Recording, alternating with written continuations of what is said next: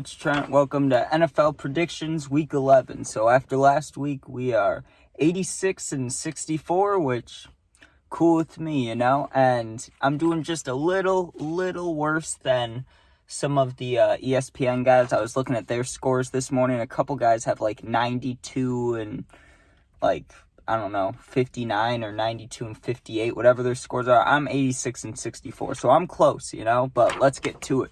Starting with tonight's game, we got Bengals at Ravens, Lamar, OBJ, Zay, Mark Andrews. They got a lot of guys. They've been good this year. They got a lot of momentum, and I was just looking at stats against the Bengals. Lamar does great, so I'm expecting them to win, and they're at home.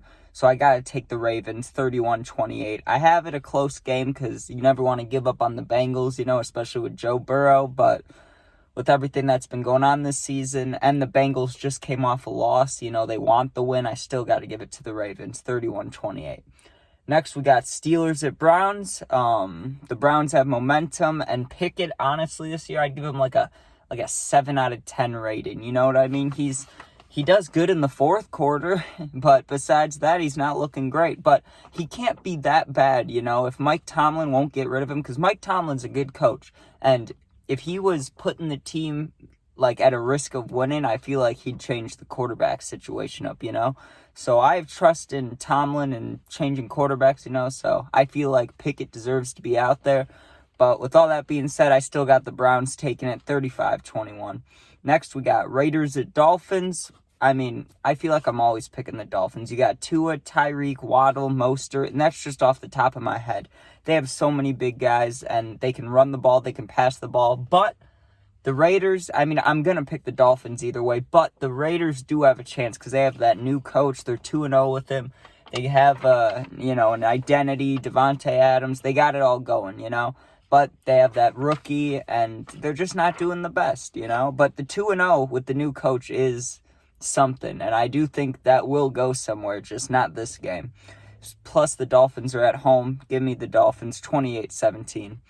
Next, we got Bears at Lions. Man, I need to pick the Lions, but you already know I got my Bears hoodie on. But man, I should pick the Lions for the sake of my heart and for the sake of the prediction score next week. But, we got to take the Bears. All we have to do, really, if we can stop the run, Jahmyr Gibbs, I don't know how we're going to stop him. But the Bears, when they've been playing these big-name running backs, they've done pretty well except for Eckler. They got killed by Eckler, and Aaron Jones pretty much ran all over us. But that was week 1. And Eckler was a couple of weeks ago, so I don't know. I think with Montez Sweat and those guys, if they can stop the run, you know what I mean? They just have to stop the run, and for the NFC North, it could be a big game, but it's pretty small. The Bears are 3-7. I know they don't have a chance at the playoffs, but if you really think about it, they play the Lions this week, then the Vikings, then a bye week, then Lions. So I completely am thinking the Lions are going to win the division, if not Minnesota, right? But if some crazy stuff happened where the Bears won this week and then somehow beat the Vikings next week, the bye week, those teams could both lose, Vikings and Lions, right? Vikings and Lions could lose. Then we play the Lions again. Imagine if we beat them twice. That puts the Bears from 3-7 to quickly up by 5-7, close to the top of the division. You got to be careful. But I know it's the Bears. They suck. I'm expecting them to lose Sunday. So don't at me there. I'm just a Bears fan. Delusional, okay? So Bears winning 27-24. Whew. Next, we got Titans at Jags. The Jags are powerful. I know they lost last week, but they were playing the 49ers, and the 49ers needed that win. They came off 2 or 3 losses, so they needed that. But I still think the Jags are a powerhouse. And the Titans, with Levis, they're not going to get it done, at least not against a good team, So I got the Jags taking that, and they're at home, 28-14. Next, we got Chargers at Packers. This is not being biased at all. Chargers 24-17. Just because the Packers, I don't think Jordan Love's that guy. Even if he is, if they get into a position at the end of the game where it's a one-score game, whether they need a touchdown or defend a touchdown, this year they've been choking that. And their defense hasn't been great for a few years, but, when you have Rodgers, you can usually bail yourself out of there, but they don't have Rodgers, so I got to take the Chargers there. Next, Oh, Chargers 24-17. Next, we got Cardinals at Texans. If CJ hasn't been going off the past 2 weeks, I would definitely take the Cardinals because I think once they got Kyler Murray back, they went from a 1-8 team to maybe 3 or 4 or 5 wins. I do like Kyler Murray. Everybody, kind of talk crap about him at the very beginning for being short. And now it's he runs like a Tyler, but he's a beast. He runs away from guys. Good for him, It's cool to see. I love the mobile quarterbacks, and he's mobile, and he does it well. But CJ has been going off these past 2 weeks, and, Kyler could maybe keep up with him for a bit, but when you think about the Houston defense, there's no way that the Cardinals can beat him. So I got to take the Texans 21-14. I still have a close game, though. Next, we got Cowboys at Panthers. Not much to say, but blowout of the week, Give me 38-14. I still think Bryce could throw a touchdown, but I bet he throws 2 picks, too. All right, next we got Giants and Commanders. Pretty sure, didn't these teams already play? I'm pretty sure. Not too sure. But Howell leads the league in passing yards, so that's good. I mean, last week I just said Howell is not him, right? And they lost, but he leads the league in passing yards, so that's something, But I still don't think Howell is the guy the Commanders are looking for, Back when the Redskins got RG3, that's when it felt like, okay, they have a quarterback they could keep for lots of years. Unfortunately, the knee injuries, all that's not the Commanders' fault. That's, not even RG3's fault. That's just how football goes, But I don't think Sam Howell has that same effect on fans that when they saw RG3, oh, this is my quarterback. Maybe I'm not a Commanders fan. I don't know. But I just don't see it that way. Also, I think Scary Terry's going to eat the Giants' defense. Come on now. I mean, just the Giants in general are not good. And I think Scary Terry will run all over them. So give me Commanders 28-27. You're probably wondering, how in the heck did the Giants score 27 points? Saquon Barkley. Is he even playing? Well, if he's playing, Saquon Barkley. If he's not playing, just give me 28-0. But I believe in Saquon against the Commanders. I do, because the Bears beat the Commanders, and they ran all over him. So if Barkley's healthy, he's going to run all over him, even though I don't have an offensive line. So I guess I'm contradicting myself. But either way, it doesn't matter because Commanders are winning.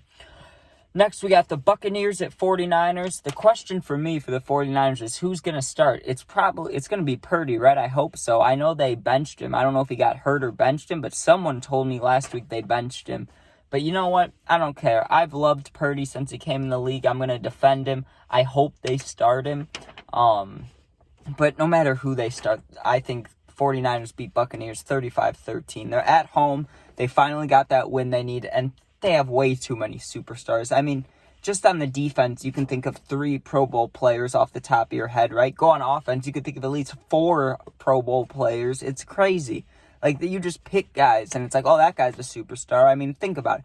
They got Kittle, Debo, Ayuk, McCaffrey. I mean, Purdy, you could say what you want. I get it. I know. But it's his 2nd year, and he's balling out here better than Josh Allen in his 5th year. So, you know what I mean? Give him some credit. But I got the 49ers taking that 35-13. I mean, I barely started. I mean, the defense, too. Think about Chase Young. You got Nick Bosa. You got Fred Warner. I don't know who their corners are, but they're good, I'm sure. Hugh Fung is good. They just got some boys, They got some boys. So, 49ers, of course, 35-13. Next, we got Jets and Bills. I'm calling this the mid-off. But Josh Allen isn't horrible. I know this year he's had a rough year, and he's been throwing the ball. He's playing goddamn 500 alive. Catch the ball, He's throwing picks all over the place. I love you, Josh, but you got that Madden curse going. I mean, he's a good quarterback. I just don't know what quarterback just goes, okay, you got a guy open to the right, let me just throw it 50 yards down the field, It's like he's just trying to show off his arms sometimes when he doesn't need to. But I still got respect for the Bills, so I got to give it to the Bills. 24-21. The Jets aren't good either, and if I had to pick between 2 quarterbacks that aren't doing great, I'm definitely taking Josh Allen over Zach Wilson in a heartbeat.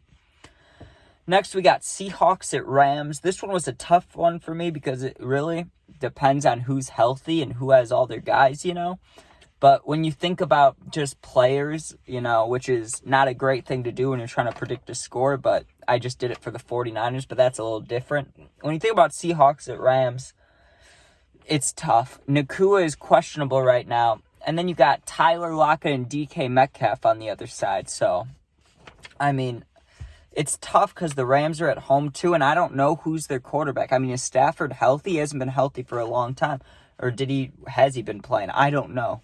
I wish I could tell you guys. If I looked this stuff up before I started, I could probably get a couple more points and be like right where all the ESPN guys are. But I just, I'm not even trying to do it quick. I just have feelings about things, and I just think the Seahawks have got to take it 24-17. If I'm wrong, if the Rams win, I'll be pissed, okay, that I didn't do a little more research. But I fully believe in the Seahawks here. Next, last two games, by the way, we got Vikings at Broncos and Eagles at Chiefs. We'll get to that one. That's a good ending right there. But Vikings at Broncos, Dobbs is good, I won't lie. He's been doing good. And trying not to be biased with the NFC North. But, I'm going to take the Broncos. They came off a good win last week, right? And Dobbs, let's be honest, he's still a backup. He's had two good games, I won't lie, but it's kind of like a story, like a movie almost, He's had two good games, and now guys kind of think he's like, whoa, look at this guy. How did we miss out on him? I wouldn't say that yet. I would give it, if he wins 5 in a row or 4 in a row, something like that, then yeah, good for Dobbs. Then he is that guy, But 2 wins, I say you give it a second, because Russell Wilson, Dobbs, I'd rather have Russell Wilson every time. Think about the receivers. Okay, you got Justin Jefferson, and then who else do you have? They have KJ Osborne. Do they have Hawkinson, or is he on? I think they have Hawkinson. Those are a lot of good guys. But then you think about it on the other side. You got Cortland Sutton. You got Jerry Jeudy. You got some boys. So it'll be a good matchup, but I gotta take the Broncos 27-14 because they're at home too, and just, who knows? It could be a snow game. Who knows? But next we got Eagles at Chiefs, Super Bowl matchup, game of the week, probably game of the year. I'm sure people are going to pick a high-scoring game, not me. I'm going to pick a weird score because, why not? Why not? Give me 19-16 Chiefs over the Eagles. All right, those are the picks. Those are the picks for everybody. Hope you guys enjoyed. And remember, after Week 11, 86-64. Pretty damn impressive. Within the next 2 weeks, I'll be in the hundreds. So thank you guys for watching. Go Bears, and peace out.